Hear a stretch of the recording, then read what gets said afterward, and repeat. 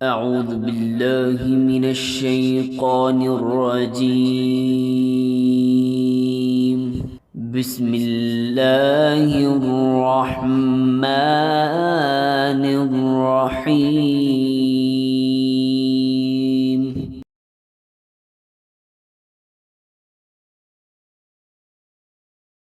میرے معزز خواتین و حضرات اور سامعین، السلام علیکم۔ آپ کو میرے چینل اسلامک سٹوریز ٹائم میں خوش آمدید۔ آج میں ایک منفرد علمی اور معلوماتی ویڈیو لے کر آپ کی خدمت میں حاضر ہوا ہوں۔ ناظرین، ہماری آج کی ویڈیو اس دنیا کی پراسرار قوم یاجوج ماجوج کے بارے میں ہے۔ اس قوم کا خروج و قرب قیامت کی چند بڑی نشانیوں میں ایک ہے۔ قرآن مجید کی سورۃ انبیاء اور سورۃ کہف میں اس خونخوار قوم کا ذکر کیا گیا ہے۔ حدیث مبارکہ میں نبی کریم صلی اللہ علیہ وآلہ وسلم نے قرب قیامت کی 10 بڑی نشانیاں بتائی ہیں۔ ان میں سے ایک یاجوج ماجوج کا اس زمین پر پھیل جانا ہے۔ ہم آپ کو یاجوج ماجوج سے متعلق مفید معلومات فراہم کریں گے جو آپ نے پہلے کبھی سنی نہیں ہوں گی۔ ناظرین، یاجوج ماجوج کی قوم انسانوں پر مشتمل ہے۔ یاجوج ایک قبیلے کا نام ہے اور ماجوج دوسرے قبیلے کا نام ہے۔ دونوں قبیلوں کے افراد انسان ہیں۔ عام طور پر یہ کہا جاتا ہے کہ یاجوج ماجوج کوئی عجیب و غریب قسم کی مخلوق ہے اور اس کی مشابہت کسی جن یا درندے جیسی ہے، لیکن تمام عالم اسلام اس بات پر رضامند نہیں ہے۔ ان کے مطابق یہ وحشی انسان ہے۔ بائبل میں اس قوم کو گوگ اینڈ مگوگ کا نام دیا گیا ہے۔ یاجوج ماجوج عربی زبان کے لفظ ہیں۔ عربی زبان کے لفظ اوجوج اور اجاج سے نکلا ہے۔ اوجوج کے معنی خشک اور سخت اور علاج۔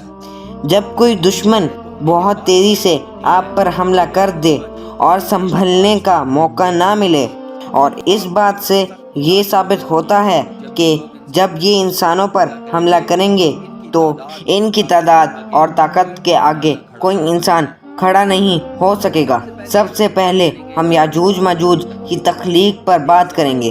حضرت نوح کے تیسرے بیٹے حضرت یافس سے پیدا ہوئی ہے۔ حضرت یافس علیہ السلام طوفان نوح کے بعد شمال کی جانب کوچ کر گئے اور ان سے آگے پیدا ہونے والی نسل بھی انہی علاقوں میں پروان چڑھی۔ چائنا، سویڈن، روس، ناروے اور یورپ کے کچھ باشندے حضرت یافس کی اولاد میں سے ہیں۔ سویڈن اور ناروے کے پرانے باسی ایک انتہائی وحشی قوم ہوا کرتی تھی۔ آج کے لوگ وائکنگ کے نام سے جانتے ہیں۔ وائکنگ بھی فتنہ فساد پھیلانے میں سب سے آگے تھی، لیکن اس بات کا فیصلہ کرنا مشکل ہے کہ یہ یاجوج ماجوج کی کوئی شاخ میں سے تھے۔ کچھ روایت میں یہ بات بھی درج ہے کہ یاجوج ماجوج کے کل 22 قبیلے ہیں اور ان 22 قبیلوں میں سے 21 قبیلے زمین پر قتل و غارت اور فتنہ و فساد پھیلاتے تھے، اور یہ 21 قبیلے حضرت ذوالقرنین کی بنائی ہوئی دیوار کے پیچھے قید ہیں، اور ان میں سے ایک قبیلے پر امن تھا اور وہ ان جگہوں پر پھیل گیا جس کا نام آپ کو پہلے ہی بتا چکے ہیں۔ کچھ علماء کے قریب یاجوج ماجوج ترکوں کی ایک پوشیدہ نسل ہے، جبکہ کچھ کے نزدیک صرف منگول اور تاتاری ہی یاجوج ماجوج ہیں۔ ایک لمبے عرصے تک مسلمان سکندر اعظم کو ذوالقرنین سمجھتے تھے۔ اس کی وجہ سکندر اعظم کی بے شمار فتوحات تھیں، لیکن پھر مسئلہ یہ بھی تھا کہ سکندر اعظم کا ذاتی کردار ایسا بالکل نہیں تھا کہ اللہ تعالیٰ قرآن مجید میں اس کی تعریف کرتا۔ پھر سکندر اعظم کے دور میں ایران میں ذوالقرنین کا مقبرہ دریافت ہوا۔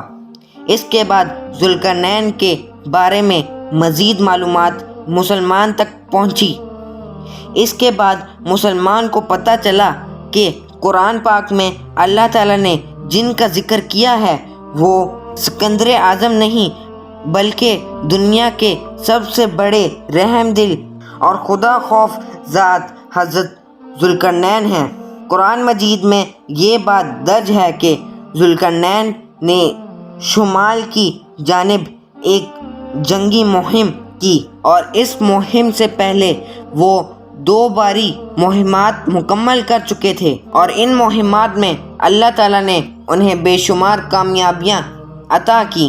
اور شمالی مہم میں ذوالقرنین علیہ السلام ان پہاڑوں کے پاس پہنچے جہاں پر ایک قوم رہتی تھی، اور یہ کوئی زبان نہیں جانتی تھی، اور ان کا تہذیب و تمدن کے ساتھ کوئی لینا دینا نہیں تھا، اور جیسے تیسے کر کے ان لوگوں نے حضرت ذوالقرنین سے فریاد کی کہ ان پہاڑوں کے دوسری طرف یاجوج ماجوج کی قوم ان پر حملہ کرتی ہے اور ان کو بے حد جانی اور مالی نقصان پہنچاتی ہے۔ ان کو حضرت ذوالقرنین کی مدد چاہیے، اور اس کے بدلے میں یہ قوم ان کو کوئی بھی ٹیکس اور لگام دینے کو تیار تھی۔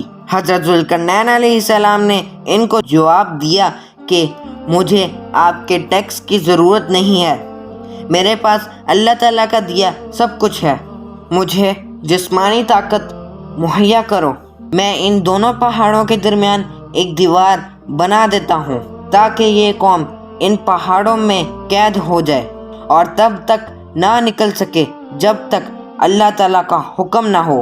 اس قوم اور ذوالقرنین علیہ السلام کی فوج نے زمین کو کھود کر بنیاد ڈالی، اور پھر اس کے بعد ایک بے حد اونچی پتھروں کی دیوار بنائی گئی جس کی بلندی دونوں پہاڑوں کے برابر تھی۔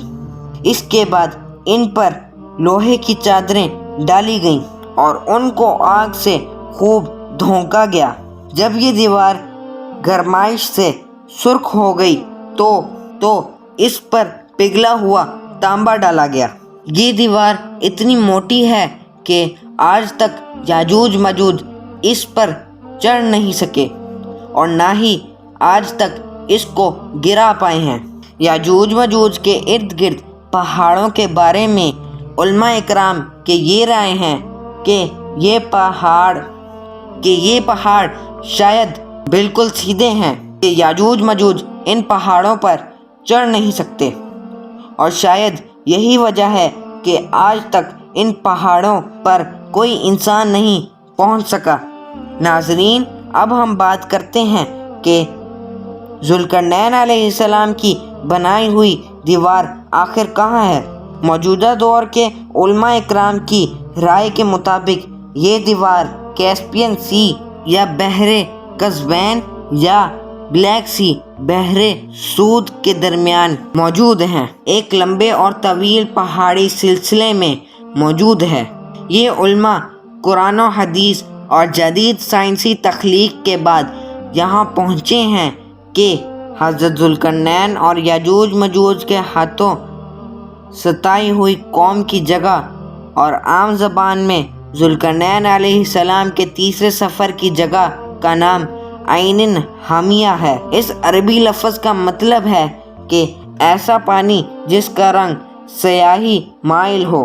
بحیرہ سود کو انگلش میں بلیک سی بھی کہا جاتا ہے۔ یہاں اس بات کا امکان ہے کہ ذوالقرنین علیہ السلام کی تیسری جنگی مہم جو کہ شمال کی جانب تھی، اس کا پڑاؤ بحیرہ سود کے ساتھ ہی شروع ہونے والا پہاڑی سلسلے سے تھا۔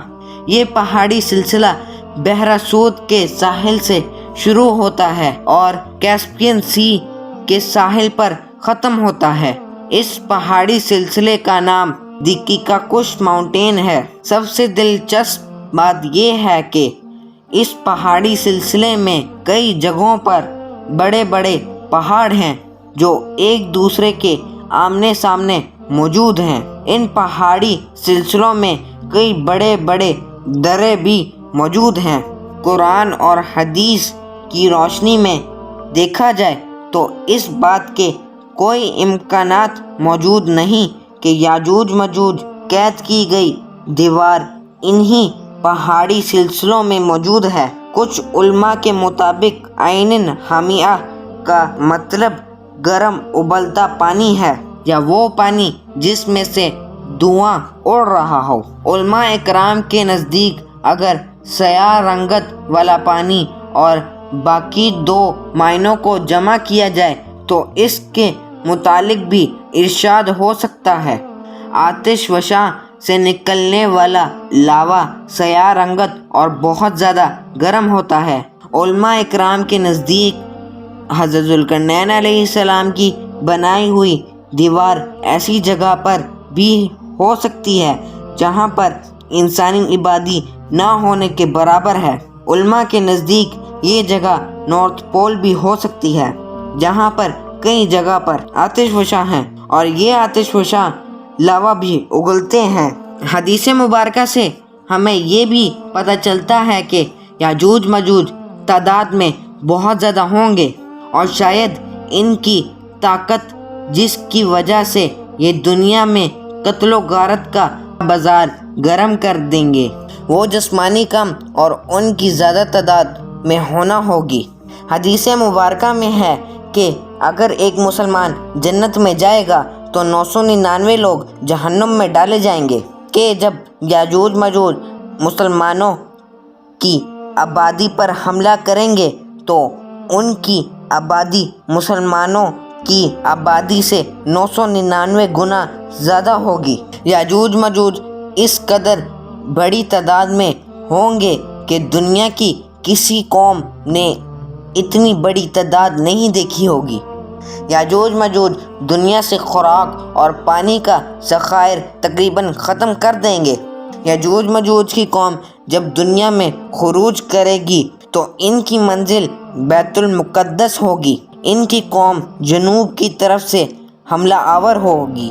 بیت المقدس کے جنوب میں بحیرہ طبریہ ہے، جس کا ذکر حدیث مبارکہ میں بھی ہے کہ یاجوج ماجوج کا جب پہلا گروہ بحیرہ طبریہ میں پہنچے گا تو اس کا سارا پانی پی لے گا، اور بعد کے آنے والے یاجوج ماجوج کے گروہ جب اس جزیرے کو دیکھیں گے تو کہیں گے کہ یہاں پر کبھی پانی ہوا کرتا تھا۔ یاجوج ماجوج حضرت عیسیٰ علیہ السلام کے دوبارہ دنیا میں آنے کے بعد نکلیں گے۔ حضرت عیسیٰ علیہ السلام تب تک دجال کو قتل کر چکے ہوں گے، اور ان کے ساتھ مسلمان کی ایک جماعت بھی ہوگی۔ اللہ تعالیٰ حضرت عیسیٰ علیہ السلام کو وحی کریں گے کہ یاجوج ماجوج کو قید سے آزاد کر دیا گیا ہے۔ ذوالقرنین علیہ السلام کی بنائی ہوئی دیوار اللہ تعالیٰ کے حکم سے گر چکی ہے۔ حدیث شریف میں ہے کہ نبی کریم صلی اللہ علیہ وآلہ وسلم کی حدیث مبارکہ میں ہی یاجوج ماجوج نے ذوالقرنین علیہ السلام کی بنائی ہوئی دیوار میں چھوٹا سا سوراخ کر دیا تھا۔ یاجوج ماجوج روزانہ اس دیوار کو توڑتے ہیں، مگر اس سے پہلے یہ دیوار کو توڑ دیں تو ان کا سردار ان کو کہتا ہے کہ آج کے لیے بس، باقی دیوار کل آ کر توڑیں گے۔ ان کے جانے کے بعد اللہ تعالیٰ اپنی قدرت کاملہ سے اس دیوار کو پہلے جیسا کر دیتے ہیں۔ یاجوج ماجوج کی قوم اگلے دن پھر اس دیوار کو توڑنے میں لگ جاتی ہے۔ یہ سلسلہ اس وقت ختم ہوگا جب ان کا سردار کہے گا کہ کل انشاءاللہ ہم دیوار کو توڑ دیں گے۔ یہ سردار انشاءاللہ کا مطلب تک نہیں جانتا ہوگا، اس کے لیے یہ صرف ایک لفظ ہوگا، لیکن اللہ کے حکم اور انشاءاللہ کہنے کی وجہ سے یہ دیوار ٹوٹ جائے گی۔ حضرت عیسیٰ علیہ السلام کو اللہ تعالیٰ کی طرف سے حکم ہوگا کہ وہ اپنی جماعت کو لے کر کوہ طور پر چلے جائیں، کیونکہ یاجوج ماجوج کا مقابلہ کرنا کسی بھی انسان کے بس میں نہیں تھا۔ ایک عرصے تک یاجوج ماجوج زمین پر قتل و غارت، فتنہ و فساد اور لوٹ مار کرتے رہیں گے۔ حضرت عیسیٰ علیہ السلام اور ان کے ساتھ موجود جماعت کو سخت مشکلات کا سامنا ہوگا۔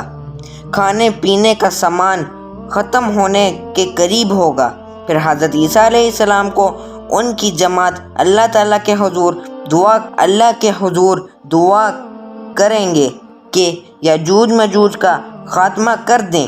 پھر اللہ تعالیٰ یاجوج ماجوج کی گردنوں میں ایک کیڑا پیدا کر دیں گے، جس سے یاجوج ماجوج کی قوم ہلاک ہو جائے گی اور زمین یاجوج ماجوج کی لاشوں سے بھری ہوگی اور ایک ہتھیلی جتنی جگہ بھی خالی نہ ہوگی۔ مسلمانوں کے جانور یاجوج ماجوج کا گوشت کھا کر انتہائی تندرست، موٹے، تازے ہو جائیں گے۔ پھر ان لاشوں سے نکلنے والی بدبو انتہائی زیادہ ہوگی کہ سانس لینا مشکل ہو جائے گا۔ پھر حضرت عیسیٰ علیہ السلام اور ان کی جماعت اور مسلمان اللہ کے حضور دعا کریں گے۔ اللہ تعالیٰ گدھوں سے متشابہت رکھنے والے مخلوق کو زمین پر بھیجے گا اور وہ ان لاشوں کو اٹھا کر لے جائے گی۔ پھر براہ رحمت نازل کی جائے گی جو زمین پر سے یاجوج ماجوج کا خون اور گندگی کو صاف کر دے گی۔ مسلمان 7 سال تک یاجوج ماجوج کی قوم کے تیر کمان اور ڈھالیں آگ جلانے کے لیے استعمال کریں گے۔ پھر اللہ تعالیٰ زمین کے خزانوں کے منہ کھول دیں گے اور ایک انار سے مسلمانوں کی ایک جماعت اپنا پیٹ بھرے گی اور اس کی چھال کو مسلمان سایہ لینے کے لیے استعمال کریں گے۔